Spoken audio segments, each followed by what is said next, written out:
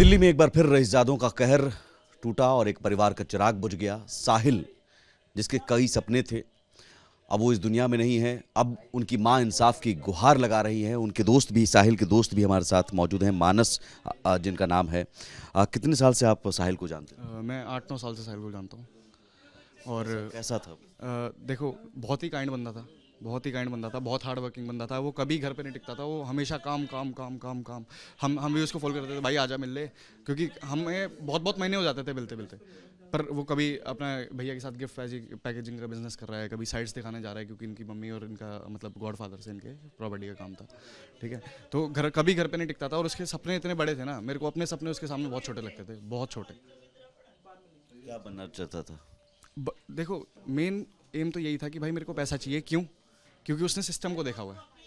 वो जब से बड़ा हुआ है अपनी सिंगल मदर के साथ, इसकी मम्मी बहुत लड़ी है, इसकी मम्मी बहुत लड़ी है सिस्टम से, बहुत चीज़ों में।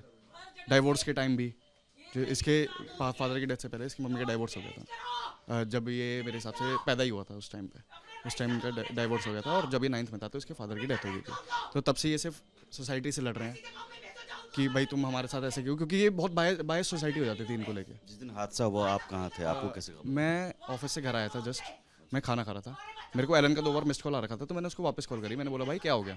तो ही सेड कि भाई साहिल के साथ ऐसे ऐसे हो गया, he died in a car accident, in a bike accident. तो आई वाज लाइक कि भाई मजाक मत कर, ठीक है, क्योंकि बहुत ही अनसर्टेन था, बहुत ही शॉकिंग था मेरे लिए कि आप हंसी हाँ मजाक करते हो? हाँ, मैं ये जानता था कि भाई वो बिजी हो सकता है, कहीं बाहर हो सकता है, लेकिन it was hard to believe कि भाई वो मतलब छोड़ के चला गया। क्योंकि एक ना बहुत हमारा डीप कनेक्शन था। इसके घर पे भी ये पता था कि भाई मानस मेरा बेस्ट फ्रेंड है, मेरे घर पे भी ये पता था कि भाई साहिल मेरा बेस्ट फ्रेंड है। उसके अलावा एक जितेन का नाम आता था, उसके अलावा किसी का नाम नहीं आता था, क्योंकि हम 3 ही दोस्त थे। उसके बाद आपको खबर भाई दोपहर करीब 12 बजे की हाँ बात। जी। अब मेरे को ये खबर मिली 5 बजे शाम में। 5 बजे में। और ये 11:30-12 बजे तक सारा काम हो चुका था। उसके बाद इनकी मदर भी गई, आप भी हाँ, गए? नहीं नहीं, इनकी मदर तो पहले ही चली गई थी। मैं तो ऑफिस में था, मैं गुड़गांव में काम करता हूँ, तो मैं गुड़गांव से वापस आया था, तब मैंने उसका कॉल रिसीव किया। देखा वहाँ साइड पर आप देखो, जब मैं गया तो सेक्टर 11 में जहाँ पे एक्सीडेंट हुआ है, वहाँ पे सारे दोस्त पहुँचे हुए थे, और मेरे एक दोस्त के फादर भी वहीं थे। ठीक है, तो हम वहाँ पहुँचे, हमने थोड़ा साइड का अंदाज़ा लिया कि भाई कैसे क्या हुआ होगा। वहाँ पे मैंने देखा कि जो रोड है ना, उस पर जब कोलिजन हुआ तो बाइक उसके टायर के नीचे इतनी गंदी घिस रही है कि रोड पे निशान पड़ा हुआ है पूरा। मतलब रोड के जो ऊपर का वो होता है ना, क्या कहते हैं उसको, कंक्रीट, वो उखड़ा पड़ा है। इतनी इतनी गंदी स्पीड थी और इतना गंदा वो। हाँ जी, हाँ जी, हाँ जी। और मैं तो ये कहता हूँ, अगर वो ब्रेक भी मारता ना उस टाइम पे बंदा, तो भी मेरे हिसाब से साहिल का बचना मुश्किल था, क्योंकि वो उसकी स्पीड ही इतनी थी। हमने वो लाल बहादुर शास्त्री कॉलेज है यूनिवर्सिटी, उसका सीसीटीवी भी देखा था, और उसमें हालांकि पूरा इंसिडेंट नहीं आया है, लेकिन जब उसने टर्न लेके जो ओवर स्पीडिंग करी है, अपनी राइट लेन में चला रहा था वो, जिस लेन में बस आ रही है, अगर आप वीडियो देखोगे उसी लेन में चला रहा था वो शुरू में। तो अगर साहिल ने थोड़ा पीक आउट करके देखा भी होता कि हाँ भाई वहाँ से कुछ आ रहा है, तो मे भी उसके बचने के चांस थे। तो रॉन्ग साइड से आ रहा था हाँ और वो भी ओवर स्पीड हाँ, में हाँ जी, हाँ जी, रील बना रहा था। हाँ जी। अब उसने बस से 2 मीटर पहले कट मारा है, और कट मारते ही साहिल उसके सामने आ गया। और वो अपनी फन रील में हाँ व्यस्त जी, हाँ जी, हाँ जी। और इतना इतना व्यस्त था वो, इतना होपलेस हो गया था कि उसने ब्रेक मारने की जगह एक्सीलेटर दबा दिया। था। क्योंकि उस पर लाइसेंस नहीं था, उसे चलाना नहीं उसको आता। चलानी नहीं आती थी गाड़ी। अगर कोई एक्सपीरियंस ड्राइवर होता, उसका सबसे पहला स्टेप यही होता कि भाई मेरा ब्रेक पे पैर जाना चाहिए, लेकिन नहीं, वो रील पे था, एक्सीलेटर दिया, और सामने कैब वाले पे मारी। कैब वाले का भी हमने बयान लिया था। आरोप मदर लगा रही हैं कि उसके बाद तुरंत अस्पताल ले जाने के बजाय सीधे पोस्टमार्टम के लिए ले जाया गया। उसको शायद अस्पताल ले जाया जाता, साहिल को शायद कुछ जान बचने की संभावना थी। एक्चुअली अगर आप वो फोटोज़ भी देखोगे जो मैंने आपको भेजी है, तो उसके बाहर की बॉडी पे इतने ब्रूजेस नहीं है। तो एक अंदर से हमें वो थी कि शायद अनकॉन्शियस हो, बस शायद ये बच जाए। तो अगर हम किसी एक्चुअल अच्छे हॉस्पिटल में ले जाते, तो क्या पता वो बच भी जाता।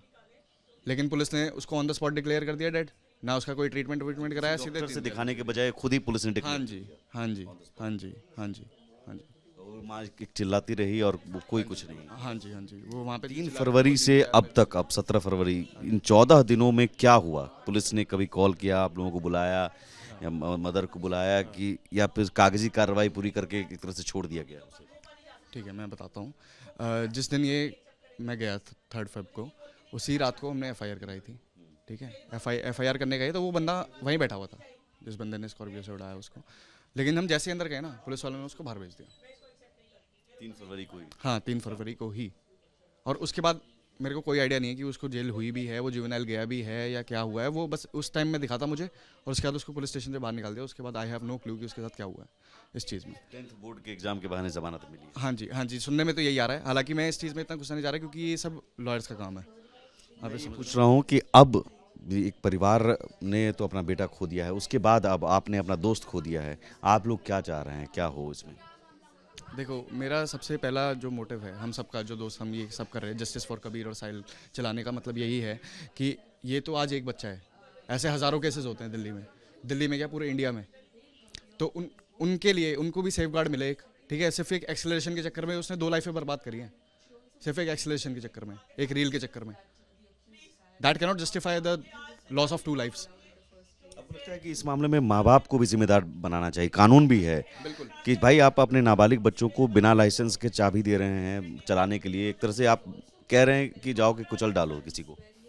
ये तो डेथ सेंटेंस आप भेज रहे हो रोडों पे कि भाई जाओ, हम पे तो वैसे हम तो भाई तुम्हें तो कल छुड़ा लेंगे, कोई दिक्कत नहीं है, ठीक है। और जितना सुनने में आया इसकी सोसाइटी के बंदों से भी बात हुई है, ये एम के रेसिडेंसी में रहता है बंदा जो भी है, तो इन्होंने ये भी बोला है सोसाइटी में भी कई बार गाड़ियाँ ठोक चुका है।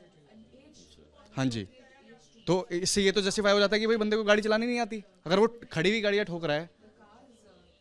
समझ रहे हो ये चीज़?